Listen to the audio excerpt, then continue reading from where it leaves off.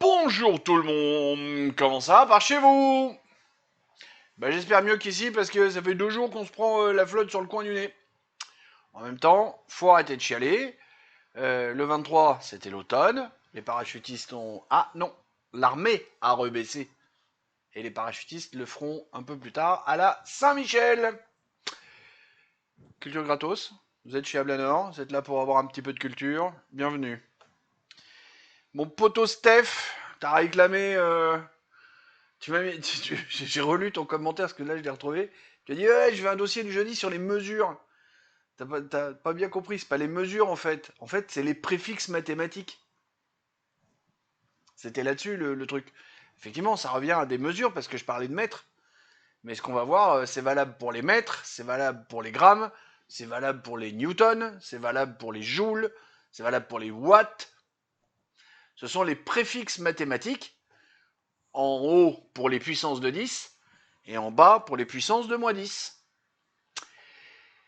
Et on va voir un petit peu tout ça.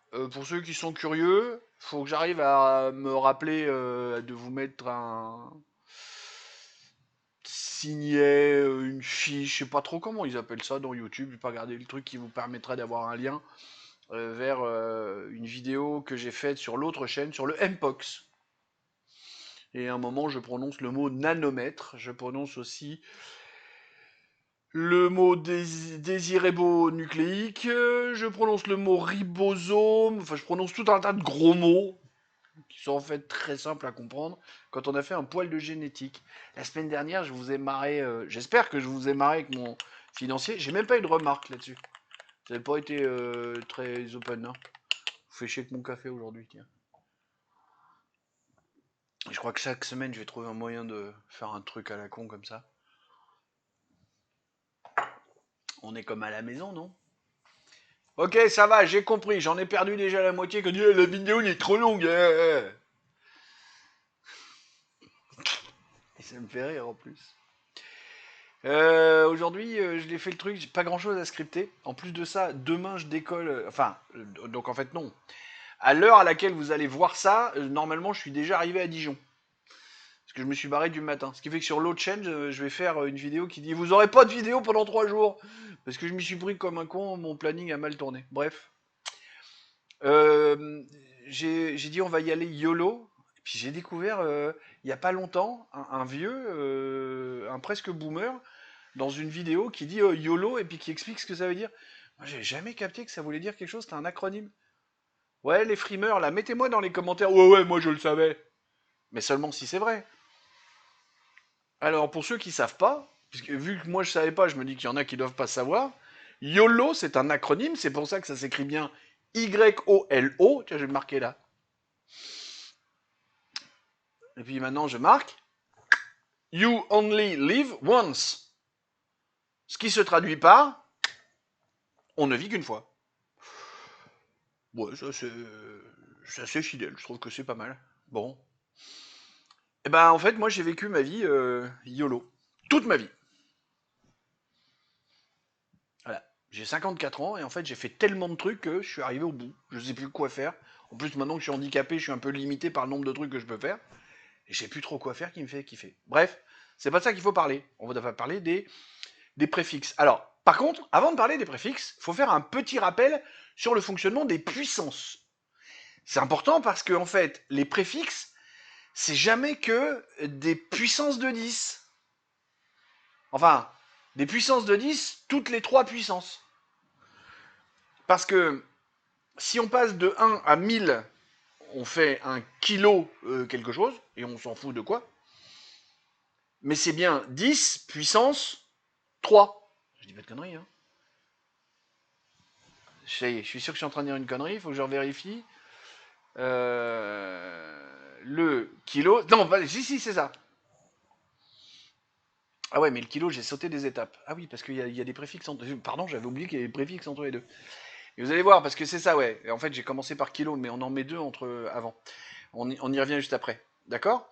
Donc quand vous faites kilo, c'est 10 puissance 3. Donc on va juste faire un tout petit détour par les puissances. Pour rappeler à tout le monde, parce que la puissance, puissance ou exposant. C'est le même. Il y a une subtilité entre les deux, mais si on commence à descendre là-dedans, on va vraiment être trop pointu. D'accord? Puissance ou exposant, c'est la même chose. Et quand on fait 10 exposant 3, c'est qu'on fait 10, tiens, je vais l'écrire, 10 fois 10 fois 10. 10 exposant 3. On a multiplié 10 3 fois par lui-même. Et 10 fois 10, 100 fois 10, 1000. Ça y est, c'est bon? 2 exposant 4, 2 fois 2 fois 2 fois 2, exposant 4. 2 fois 2, 4 fois 2, 8 fois 2, 16. Il viendra tout à l'heure à ceux-là. Vous allez voir, c'est marrant. Allez. Donc, les préfixes, voilà, les préfixes, alors, il y a un petit truc d'histoire qui m'a étonné, je l'ai découvert. En fait, ils sont adoptés officiellement dans la loi du 18 germinal en 2. Vous êtes bien avancé avec ça, hein, qui correspond au 7 avril 1795. Vous voulez un dossier sur les mois un peu bizarres qu'il y a eu à la Révolution? Germinal, Ventose, Brumaire.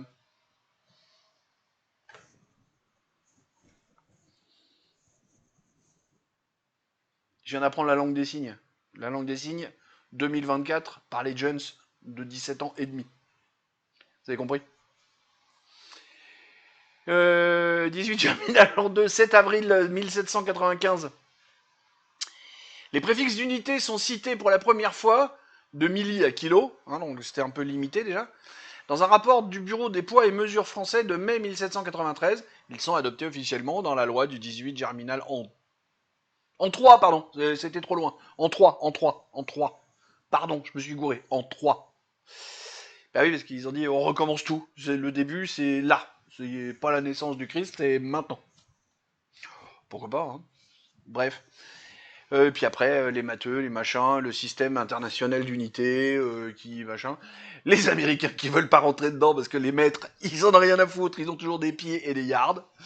Voilà. Et blabla, et blabla, et blabla. Mais encore une fois, les préfixes.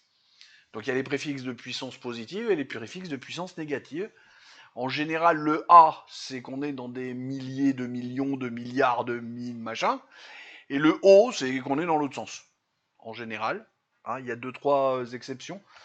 Entre autres, dans l'autre sens au début. On est en I, puis après on passe en O. Vous allez voir. Le DK, c'est pas un café auquel on a enlevé la caféine, c'est 10. Ouais, j'ai voulu faire 10 comme ça. C'est en même temps, en binaire, c'est. Non, je dis des conneries. En binaire, c'est pas comme ça qu'on fait 10.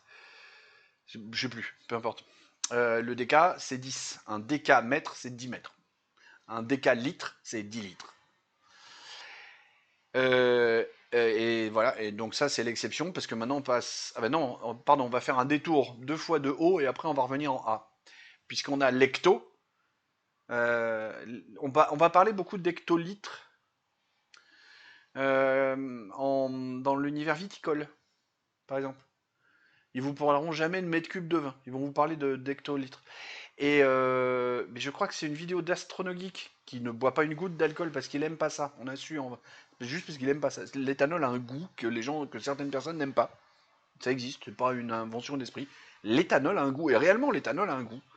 Alors après l'éthanol mélangé à d'autres trucs, machin, on s'égare.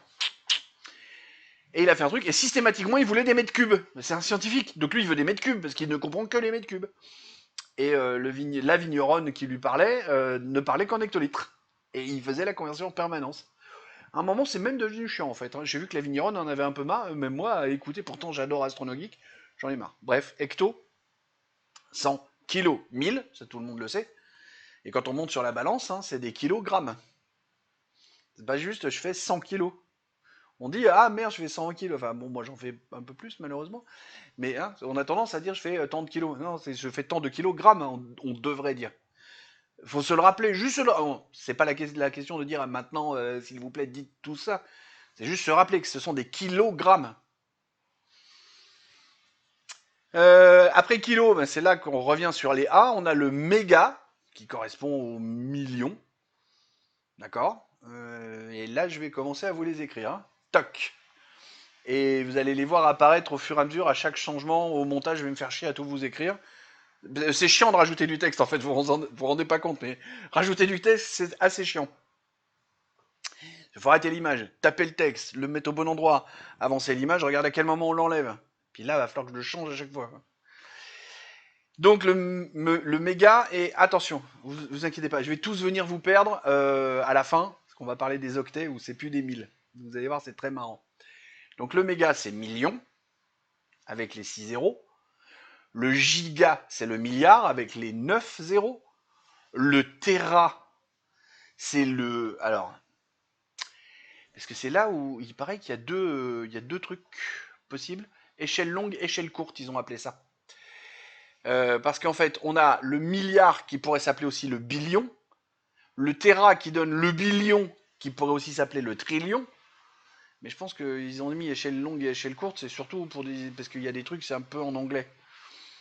Le péta, ça commence à faire beaucoup de zéros là. Hein. Le péta, on est à 12 zéros, qui est le billiard ou le quadrillion.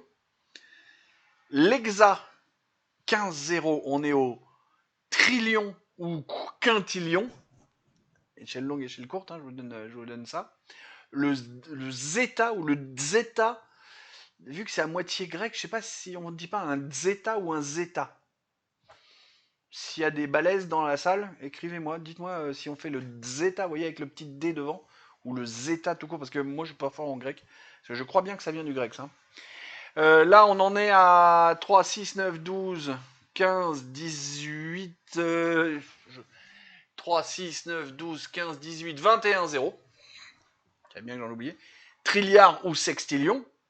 Le iota, alors à ne pas confondre avec un autre iota, qui est la lettre grecque, hein, qui est quand on dit on ne bougera pas d'un iota, c'est qu'on ne bougera pas parce qu'un iota c'est...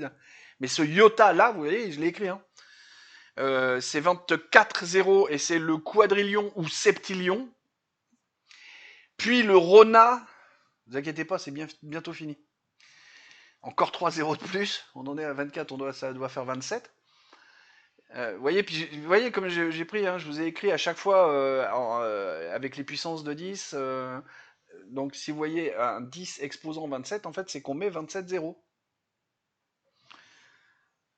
Tout simplement. Qui fait le quadrilliard ou l'octillion. Et en fait, octillion, c'est parce que... Non, j'ai même pas J'allais dire une bêtise. Et à la fin, le keta, avec les 30 zéros, qui serait le quintillion ou le nonillion. Ça fait nonillion, ça fait penser à 9, mais c'est un 1000 puissance 10, donc ça marche pas. Ok. On est ok là-dessus. Ne vous inquiétez pas, je vais revenir avec les octets pour vous paumer, comme il faut. Puis maintenant, on va descendre. C'est-à-dire qu'on va faire le même exercice, mais où on va loger 3 zéros, on va faire le 0, virgule, 3 zéros, des paquets de 3 zéros, et 1. Et le dernier paquet va être que 2 avec le 1. Sauf pour le début, puisque le début, on fait non pas le déca, mais le déci. Et là, c'est 1 dixième. Le centi, c'est 1 centième. Le milli, c'est 1 millième. D'accord? Tout le monde suit? Et là, on va commencer à écrire.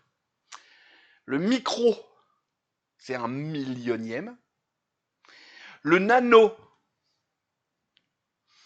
c'est 1 milliardième ou billionième. C'est là qu'ils recommencent avec leur échelle à la gomme, là. Échelle courte, échelle longue.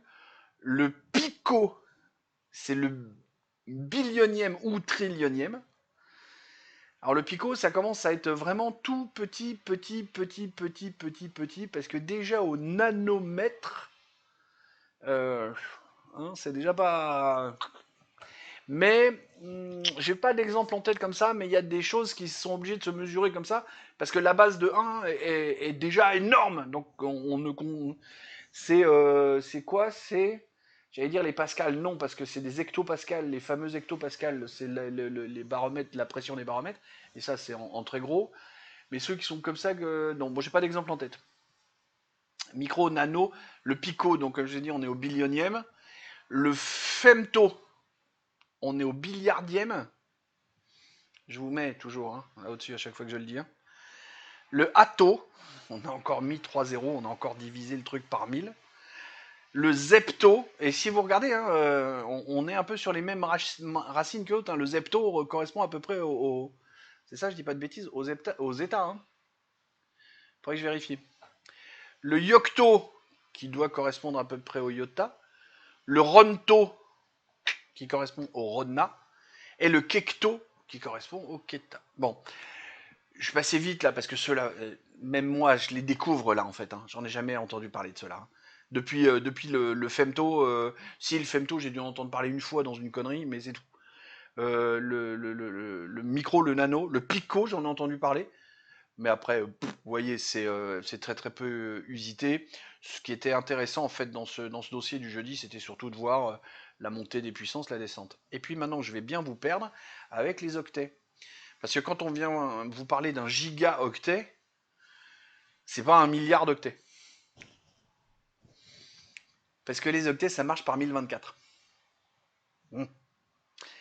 En fait, vous commencez le truc avec un kilo-octet, qui n'est pas 1000 octets, mais 1024 octets.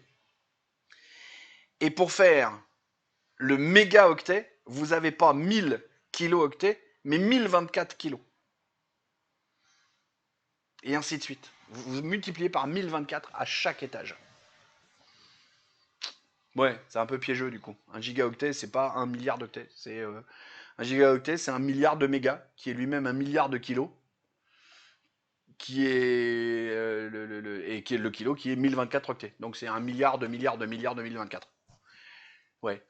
Eh ben, je vais le calculer parce que de tête, je l'ai pas. C'est pourtant mon métier, l'informatique, mais ça, on n'a pas en tête. Je vais le calculer, je vais vous l'écrire là, maintenant. Voilà. Voilà, ça, c'est le nombre d'octets qu'il y a dans un gigaoctet. Et parce qu'on commence à l'utiliser pas mal, voici le nombre d'octets qu'il y a dans un téraoctet, donc 1024 fois plus. On commence à parler des téraoctets. Voilà, maintenant que j'ai bien paumé tout le monde avec les octets, je suis content de moi. Y a pas. On a fait le tour, hein. L'idée c'était vraiment de travailler sur les préfixes mathématiques euh, de façon à savoir un petit peu où on en est. Bon, bien entendu, hein, on travaille de manière usuelle jusqu'à 3 zéros d'un côté ou 3 zéros de l'autre. Quand on commence à mettre 6 zéros, c'est qu'on commence à jouer. Hein, on parle des mégawatts ou des mégawattheures en fonction des puissances de centrale. C'est des millions de watts qu'on envoie. Mégawatts, millions de watts. Et puis on parle de nanomètres quand on est sur la fameuse nanotechnologie, parce qu'on est au milliardième de mètre. Donc on a pris un mètre et puis on l'a coupé en 1 milliard. On a pris un millimètre qu'on a coupé en 1 million. Ou on a pris un micron qu'on a coupé en 1000. Mais pour vous resituer.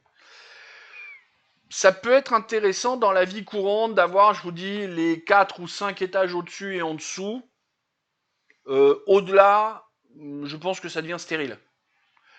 Au-delà, en haut, on est en nombre de kilomètres et on va travailler les astronomes qui ont détourné le problème pour avoir des choses plus faciles avec les fameuses unités astronomiques et les fameuses années-lumière. N'oublie pas, année-lumière, c'est pas une unité de temps, c'est une distance, hein. C'est une unité de longueur. En dessous, on va aller, je sais pas trop où, parce que comme je vous dis, moi, le femto, j'en ai entendu parler une fois dans ma vie. Une seule fois, j'en ai entendu parler, je sais même plus dans quel contexte. Et en dessous, je les ai découverts en même temps que vous. Et là, que je les ai même plus à mon écran, je suis incapable de vous les redire. Et je vois pas trop dans quelle science on a besoin de descendre dans aussi petit. Voilà, si vous êtes encore là, commentez, je sais pas quoi. Mais en fait, j'ai essayé de trouver avant de scripter et je sais pas quoi commenter. Alors, ben voilà, commentez, je sais pas quoi. Pas grand chose de plus à en dire. Je vous aime tous. Des bisous et à la semaine prochaine.